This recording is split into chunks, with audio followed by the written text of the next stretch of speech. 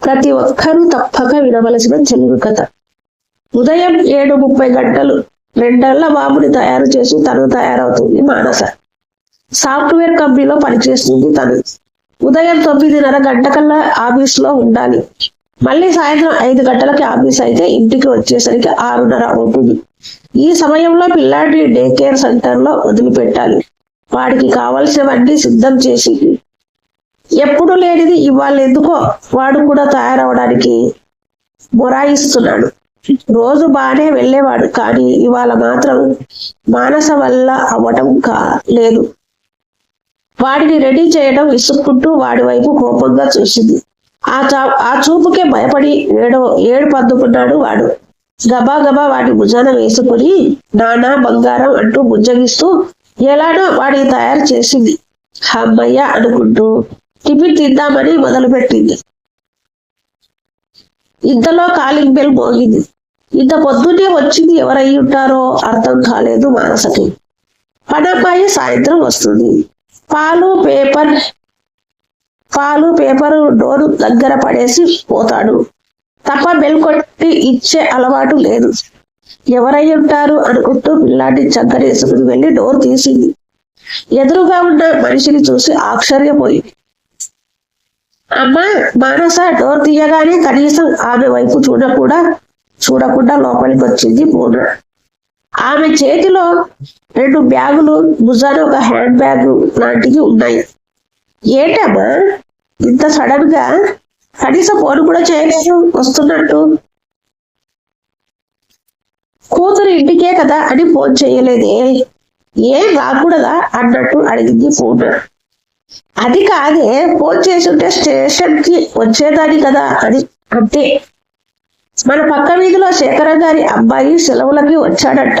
తనతో పాటు వచ్చానులే, ఇక్కడ దింపేసి వెళ్ళాడు. అవునా, మరి ఒక్కరివే వచ్చావు, నాన్న రాలేదా? ఏంటి నీ ప్రశ్నలు? లాయర్ లాగా నన్ను కొంచెం కూర్చొని ఇస్తావా? సరే కూర్చో, టీ తీసుకొస్తా అని కొడుకుని తల్లికి ఇచ్చి కిచెన్ వైపు వెళ్ళింది. అమ్మమ్మని చూడగానే అంతవరకు ముక్కబట్టిన మనవడు ఒక్కసారిగా ఏడుపు ఆపేసి నవ్వు కొంత ఆమె ఒళ్ళోకి చేరిపోయాడు. చెప్పమ్మా, ఏంటి సడన్ గా వచ్చావు? అది ఒక్కరివే అన్నిటి అందిస్తూ. వచ్చాను కాదమ్మా, వచ్చేశాను అంది ఆవిడ ఉలిక్కి పడింది మానస. వచ్చేయమంటే అర్థం కానట్టు అడిగింది. ఏమోనే బాబు, ఆ మనిషితో ఇన్నాళ్ళు ఎలా వేగాడో నాకు అర్థం కాకుండా ఉంది. ఇక భరించడం నా వల్ల కాదు, అందుకే నా దారి నేను చూసుకుందామని వచ్చేశాను. మానసకి తల్లి మాటలు వింటుంటే పిచ్చెక్కినట్టుగా ఉంది. అమ్మా, ఒక ముక్క అర్థం కావట్లేదు, సరిగ్గా చెప్పు. నేను నా మొగుడిని వదిలేసి వచ్చేశాను అంది సాగదీస్తున్నట్టుగా. నెత్తిన పిడుగు పడ్డట్టు ఉలిక్కి పడింది మానస. ఏం మాట్లాడుతుంది తను? అమ్మ సరే నీకు ఆఫీస్కి వెళ్ళే టైం అయినట్టుంది, నువ్వు వెళ్ళు, మనం సాయంత్రం తేలిగ్గా మాట్లాడుకుందాంలే, పిల్లాడిని వదిలే, నేను చూస్తా అని పైకి లేచింది. అది కాదమ్మా, వాడిని తీసుకెళ్లే పని లేదు కాబట్టి ఇంకో అరగంట ఆలస్యంగా వెళ్తాను. సరే అయితే నేను స్నానం చేసి వస్తా ఉండు అని ఆమె లోపలికి వెళ్ళిపోయింది. మానసకి బుర్ర పనిచేయడం మానేసింది. ఏం జరుగుతుంది? నాకు బుద్ధులు చెప్పి వీళ్ళు ఇలా చేయడం ఏంటి? ఇక ఇవాళ ఆఫీస్కి వెళ్తే పని అయినట్టే అనుకుని అక్కడే సోఫాలో జారబడింది. తల్లి వచ్చాక అన్ని అప్పచెప్పి ఎలానో ఆఫీస్కి బయలుదేరింది. ఆఫీస్లో కూర్చున్న మానసుకి దృష్టి పని మీదకి పోవడం లేదు. తల్లి ప్రవర్తన గురించి ఆలోచన ఏమై ఉంటుందో అని. ఒకసారి నాన్నకు ఫోన్ చేస్తేనో అనుకుని వెంటనే తల్లికి డయల్ చేసింది. 2 రింగులకే ఆయన ఫోన్ చేశాడు. చెప్పమ్మా, మీ అమ్మ క్షేమంగానే చేరిందనమాట. ఏంటి నాన్న అడగడం? అయినా ఏమైంది అసలు? తనేమీ చెప్పలేదా? లేదు నాన్న, సాయంత్రం మాట్లాడతాను అంది. నేను ఆఫీస్లో ఉన్నాను. అవునా, అయితే సాయంత్రం చెబుతుందిలే. మీరు కూడా ఏంటి నాన్న? ఏంటమ్మా, లేకపోతే ఏదో మాట అనుకున్నాను, గొడవ పెరిగింది. ఏముంది, ఒక దెబ్బ కొట్టాను. ఆశ్చర్యపోయింది మానస. ఏంటి నాన్న, మీరు అమ్మని కొట్టారా? అవునమ్మా, ఆవేశం ఆపుకోలేక చేయి చేసుకున్నా. అయినా ఇదేమి మొదటిసారి కాదులే, మా మధ్య చాలాసార్లు ఇలాంటి సందర్భాలు వచ్చాయి. మరింత ఆశ్చర్యానికి లోనయ్యింది. ఈసారి నాన్న అమ్మని కొట్టేవారా? అది చాలాసార్లు. ఎప్పుడు వీళ్ళు అనలేదు, బంధువుల దగ్గర వినలేదు. అప్పుడప్పుడు మాట్లాడుకోకపోవడం తెలుసు, కానీ ఏదో మామూలు అలకలే అని అనుకునేది. నాన్న, అంత ఆశ్చర్యపోవడానికి ఏమీ లేదమ్మా. ఇన్నాళ్ళు అంటే భరించాను, ప్రతి దానికి వాదన, అన్నిటిలోనూ అంతే. చెయ్యి చేసుకునే వరకు తనే తీసుకొచ్చింది. అయితే ఎప్పుడూ 2-3 రోజులు మాట్లాడకుండా ఉండేది తప్ప ఇలా బయటికి పోలేదు. మరి ఇప్పుడు కొత్తగా ఏదో ధైర్యం వచ్చినట్టుంది, అందుకే ఇలా. ఆయన అన్న చివరి మాట ఎక్కడో తగిలాయి మనసుకి. ఎవరిని చూసి ధైర్యం వచ్చింది అమ్మకి? నన్ను చూసి కాదు కదా అనుకుంది మనసులో. సరే నాన్న, ఉంటాను. అమ్మతో మాట్లాడాక మళ్ళీ ఫోన్ చేస్తాను అని ఫోన్ పెట్టేసింది. ఆఫీసులో పర్మిషన్ పెట్టి బయటపడింది. మనసు కుదురు లేనప్పుడు పని మీదకి దృష్టి పోదు. ముందు కారణం ఏంటో తెలుసుకోవాలి అనుకుని ఇంటికి బయలుదేరింది.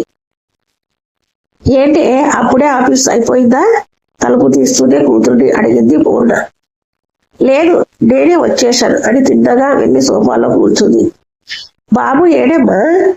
అన్నం తిని పడుకున్నాడు. నువ్వు తిన్నావా? ఇంకా లేదు, తిందామని అనుకుంటున్నాను, ఇంతలో నువ్వు వచ్చావు. అవును, క్యారేజీ బరువుగా ఉంది, నువ్వు తినలేదా? లేదమ్మా. సరేరా, ఇద్దరం కలిసి చేద్దాం అని డైనింగ్ టేబుల్ దగ్గర కూర్చుంది. అసలు నిజంగానే వీళ్ళ మధ్య గొడవ జరిగిందా, లేక నాటకం ఏదైనా ఆడుతున్నారా ఇద్దరు? ఒకవేళ జరిగితే తల్లి ఇంత నార్మల్ గా ఎలా ఉంటుంది? అమ్మా, నిన్న విషయం అడుగుతా, చెప్పు. ముందు ఇలా వచ్చి కూర్చో, ఏ విషయం అయినా తింటూ మాట్లాడుకుందాం. అమ్మ, నాన్న నిజంగా నిన్ను కొట్టారా? మీ ఇద్దరికి గొడవ జరగడం నిజమేనా? అనుమానంగా అడిగింది తల్లిని. ఎందుకు వచ్చింది నీకు అనుమానం? ఇదిగో చెంప మీద ఇంకా ఆనవాళ్ళు పోలేదు చూడు. అసలు ఏం జరిగింది? ఏముంది మనకున్న 2 ఎకరాల పొలం చాలా ఏళ్లుగా మీ మామయ్యగా కౌలు చేస్తున్నాడు. అయితే ఈ సంవత్సరం కొత్తగా మీ మామయ్యకి కాకుండా ఎవరో కొత్త మనిషికి ఇస్తా అన్నారు. మనకి ఇంకో 5,000 అదనంగా ఆదాయం పెరుగుతుందట.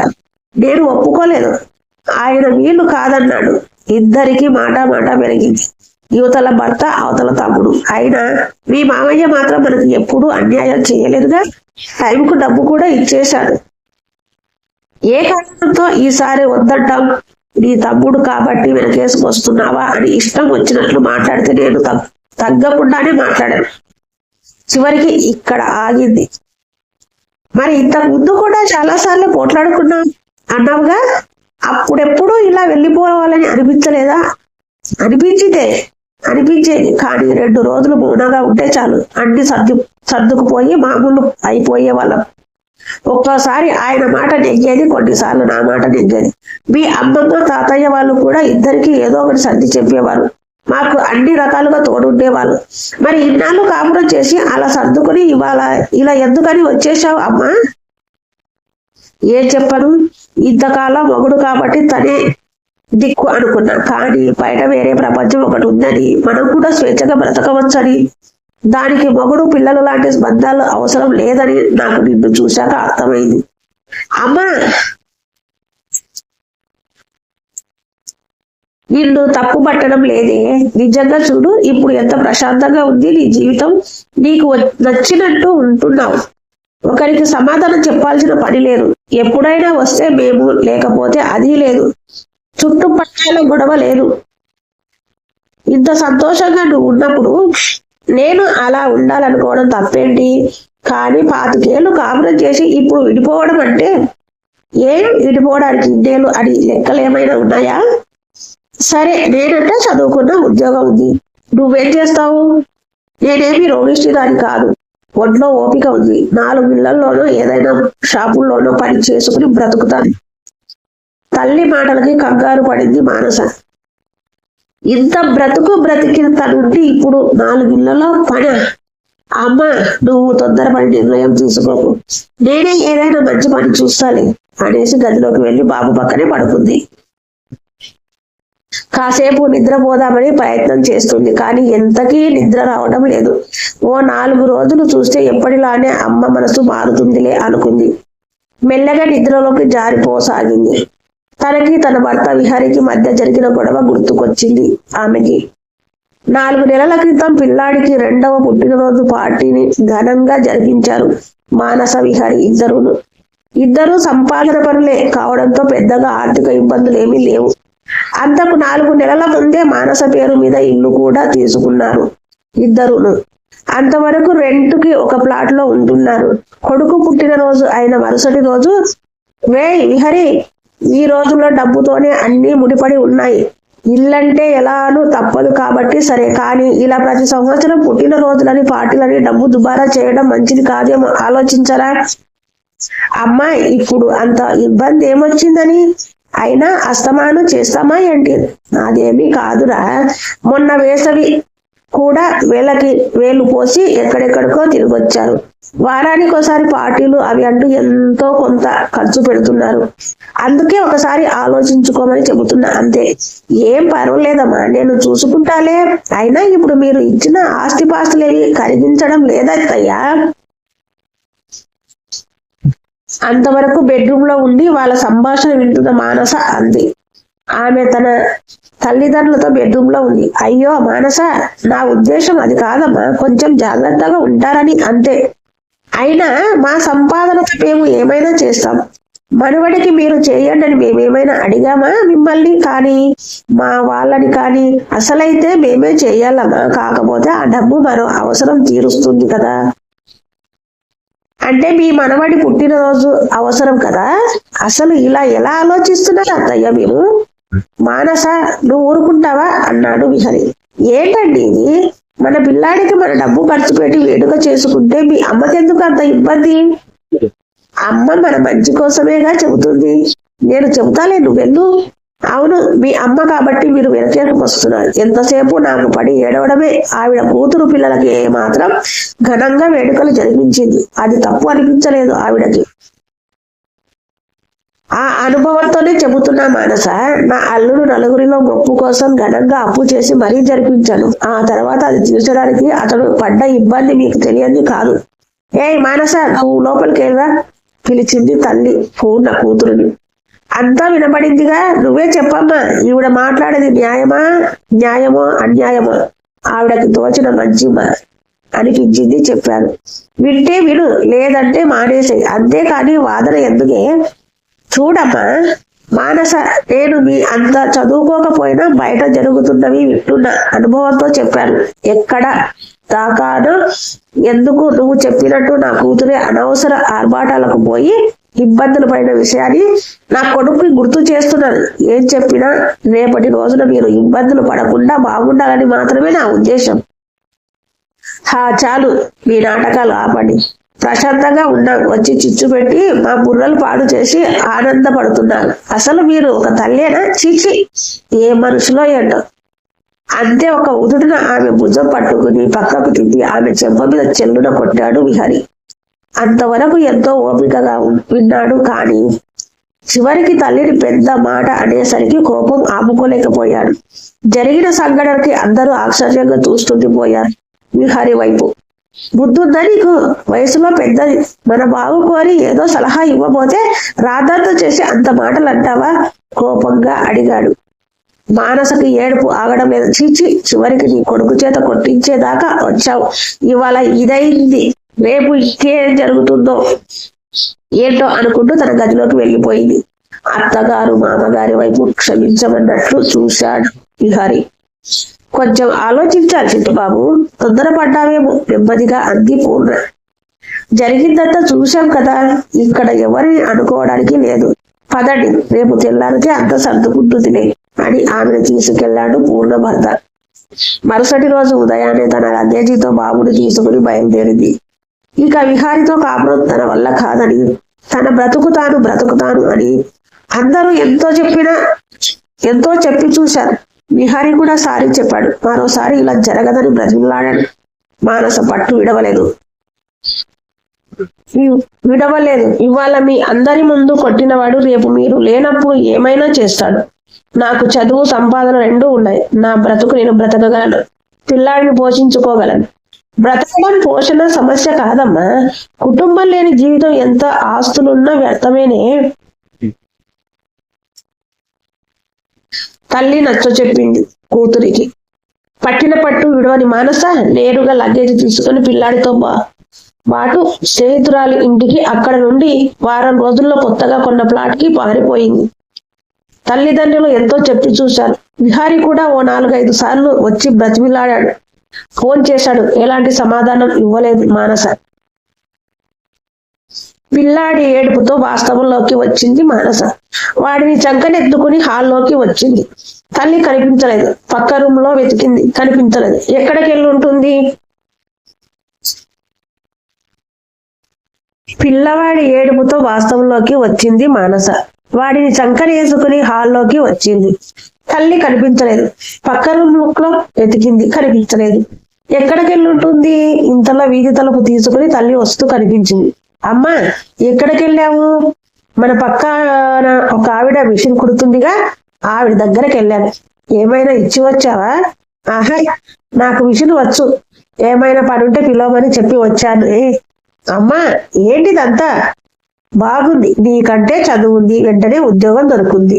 నాకు అలా కాదు కదా అంటూ కిచెన్ లోకి వెళ్ళి బాబుకి పాలు, మానసికి టీ తీసుకొచ్చింది పూర్ణ. అమ్మ, ఒకసారి ఆలోచించవే, ఈసారికి సర్దుకోవే, నాన్నతో నేను మాట్లాడతాను. కూతురి కళ్ళలోకి కళ్ళు పెట్టి చూసింది పూర్ణ. ఇదే మాట నిన్ను అడుగుతాను, నీ ఆహాన్ని చంపుకుని ఒప్పుకుంటావా? చురుగ్గా చూసింది మానస తల్లి వైపు. తల్లి కూతురు బంధం కాసేపు పక్కన పెట్టు. నేను నీకులాంటి ఆడదాన్నే కదా. నాకుండదా ఆత్మవిశ్వాసం? ఇంకా అదేదో నువ్వు మాత్రం స్వేచ్ఛగా తెగదెంపులు చేసుకుని బ్రతకవచ్చు, నేను మాత్రం సర్దుకుపోవాలా?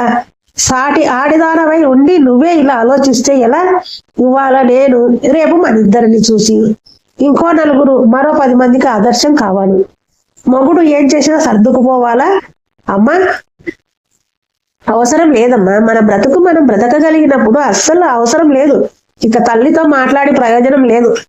ఏం మాట్లాడినా తనకి ముడి పెడుతుంది. ఏదైతే అది జరగని అనుకుని తన పనిలో పడిపోయింది. 1 రోజు, 2 రోజులు, వారం రోజులు, 15 రోజులు, రోజులు గడుస్తున్నాయి. పూర్ణ ప్రవర్తనలో కానీ తీరులో కానీ మార్పు లేదు. వారం నుండి పక్కావిడ దగ్గరికి మిషన్ కుట్టడానికి కూడా వెళ్తుంది. ఓ రోజు పక్కన ఉండే అమ్మాయి వచ్చి మీ అమ్మగారు వర్క్ చాలా బాగా చేస్తున్నారని చెబుతుంటే మానసకి ఎలా రియాక్ట్ అవ్వాలో అర్థం కాలేదు. ఏమైందే, అర్జెంటుగా కలవాలని ఫోన్ చేశావు? అడిగింది వల్లి. మానసకి విషయం ఎలా మొదలు పెట్టాలో అర్థం కాలేదు. విహారీ కలిశాడా? నెమ్మదిగా అడుగులు. మళ్ళీ విహారీతో కలుస్తుండాల్సిన వస్తే సందేహంగా చెప్పింది మానస. మంచి నిర్ణయమేగా? ఆశ్చర్యంగా చూసింది వల్లి వైపు. మానసకి విషయం ఎలా మొదలు పెట్టాలో అర్థం కాలేదు. విహారీ కలిశాడా? నెమ్మదిగా అడిగింది. మళ్ళీ విహారీతో కలుసుండాల్సి వస్తుందేమో సందేహంగా చెప్పింది మానస. మంచి నిర్ణయమేగా? ఆశ్చర్యంగా చూసింది వల్లి వైపు. వల్లి మానస కంటే 4 ఏళ్ళు పెద్దది, కాలేజీలో సీనియర్. పెళ్లి చేసుకుని కుటుంబంతో హైదరాబాద్ లోనే ఉంటుంది. భర్తది గవర్నమెంట్ ఉద్యోగం. 2 ఆడపిల్లలు ఆమెది. మానసది వల్లిది ఒకే ఊరు, కలిసి పెరిగారు. చిన్నప్పటి నుంచి మంచి స్నేహం ఉంది ఇద్దరి మధ్యన. మానస తన జీవితానికి సంబంధించిన ప్రతి విషయాన్ని చెబుతుంది ఆమెతో. అప్పుడు విహారీ నుండి వచ్చేసినప్పుడు కూడా ఈమెనే సంప్రదించింది. అన్ని విషయాల్లోనూ వల్లి మాట వినే మానస మాత్రం విహారీతో కలిసుండే విషయంలో ఆమెకు తోచిన నిర్ణయాన్ని తీసుకుంది. వల్లి వద్దని చెప్పినా వినలేదు. మానస ఆలోచనలో పడడం గమనించి తనే అడిగింది, అసలు ఏమైందో చెప్పకుండా ఈ ఆలోచన ఏంటి?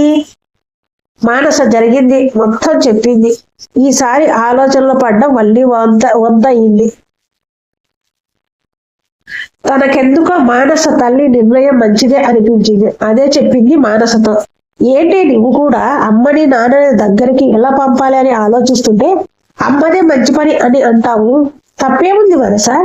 నీ నిర్ణయం నీకు సరైంది అనిపించినప్పుడు అదే నిర్ణయం ఆవిడ తీసుకుంటే ఎందుకు తప్ప అవుతుంది? అది కాదే, నాన్న మంచోడు, చిన్నప్పటి నుంచి చూస్తున్నానుగా.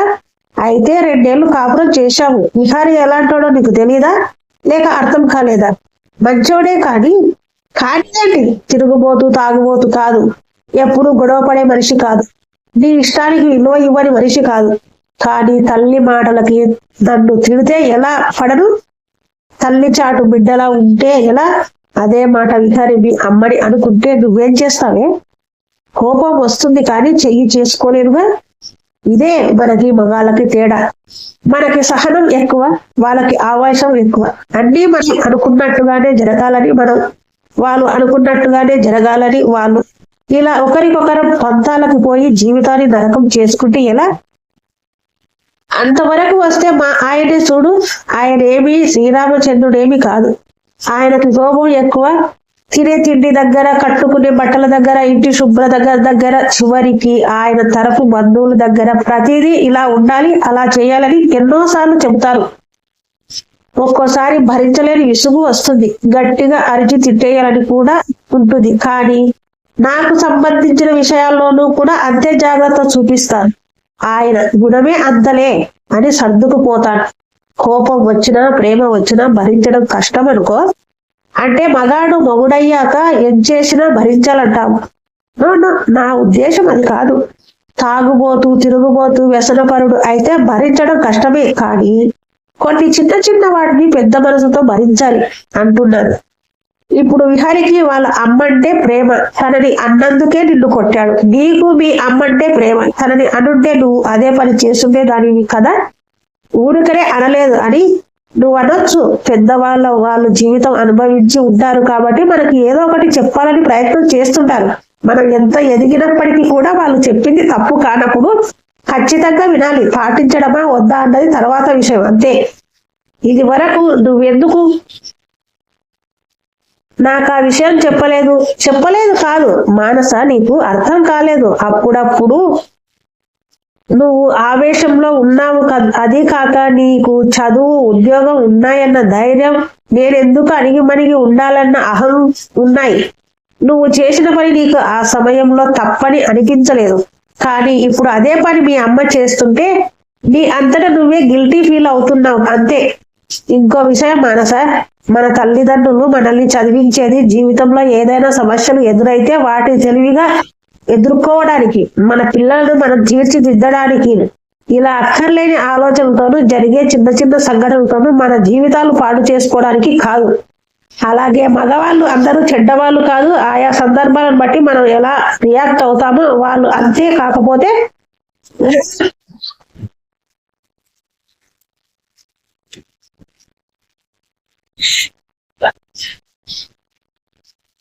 మనకి సహనం పాడు ఎక్కువగా ఉంటుంది.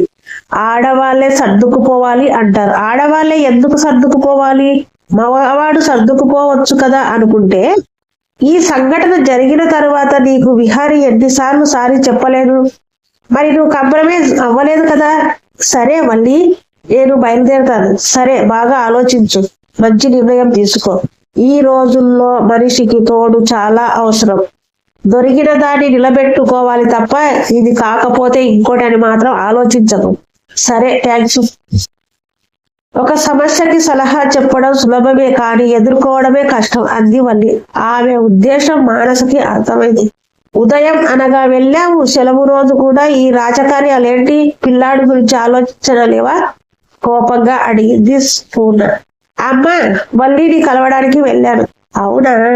ఓసారి రమ్మనలేకపోయావా? వస్తుందిలే కానీ అమ్మ, నువ్వు ఇవాళ ఊరికి బయలుదేరు. ఎక్కడికి? ఆ మనిషి దగ్గరికా? నేను ససేమిరా వెళ్ళేది లేదు. సారీ అమ్మ, తప్పదు. నేను కూడా విహారిని దగ్గరకు వెళ్ళిపోదాం అనుకుంటున్నా. ఆశ్చర్యంగా చూసింది కూతురు వైపు. నిజమేనా అన్నట్టు. అవునమ్మా అంది కొంచెం సిగ్గుపడుతూ. మరి విహారిని పిలిచావా? లేదు, ఇప్పుడు చేస్తాను. ముందు ఫోన్ చేసి పిలువు. మీరిద్దరూ కలిసి ట్రైన్ ఎక్కిస్తే నేను బయలుదేరుతాను, లేదంటే నా దారి అంది కొంచెం కోపం నటిస్తూ. విహారికి ఫోన్ చేసింది మానస. చెప్పు మానస, ఇక్కడ ఒక్కరినే ఉండటానికి ఇబ్బందిగా ఉంది. నువ్వు అత్తమ్మ వస్తే కలిసే ఉండవచ్చు, లేదా నన్ను పిల్లాడిని అక్కడికే తీసుకుపోయినా సరే. నేను వింటున్నది నిజమేనా? సందేహంగా అడిగాడు. అవును విహరి, అంది చివరిలో సాగదీస్తూ. సాయంత్రం కల్లా ఇంట్లో ఉంటాను మానస అన్నాడు. ఇద్దరి మధ్య ప్రేమ పెరిగినప్పుడు వాళ్ళు పిలుచుకునే తీరిది. మరుసటి రోజు రాత్రి 9:30 గంటలకి గౌతమి ఎక్స్ప్రెస్ లో రాజమండ్రి బయలుదేరింది పూర్ణ గారు. ట్రైన్ కదిలి కూతురు, అల్లుడు, మనవడు కనుమరుగయ్యేదాకా చెయ్యి ఊపుతూనే ఉంది. వాళ్ళు కనుమరుగవగానే మొబైల్ తీసి వల్లికి ఫోన్ చేసింది. థ్యాంక్స్ అమ్మా, మంచి ఆలోచనతో నా కూతురు కాపురం నిలబెట్టావు. అయ్యో అమ్మా, తను నా చెల్లెలి లాంటిది, ఆ మాత్రం చేయనా? అయినా మీ యాక్టింగ్ బాగుంది, అసలు సందేహం లేకుండా నటించారు. మానస పూర్తిగా నమ్మేసింది. పోనీలే అమ్మా, ఈసారి ఎప్పుడైనా మా ఆయనతో గొడవ అయితే కనీసం యాక్టింగ్ అయినా చేసుకు బ్రతికేస్తాను అంది నవ్వుతూ. అవత వల్లి కూడా నవ్వేసింది ఆమె మాటలకు. సమాప్తం. ఈ కథ కనుక మీకు నచ్చినట్లయితే లైక్ చేసి సబ్స్క్రైబ్ చేయడం మాత్రం మర్చిపోతారు. Thank you.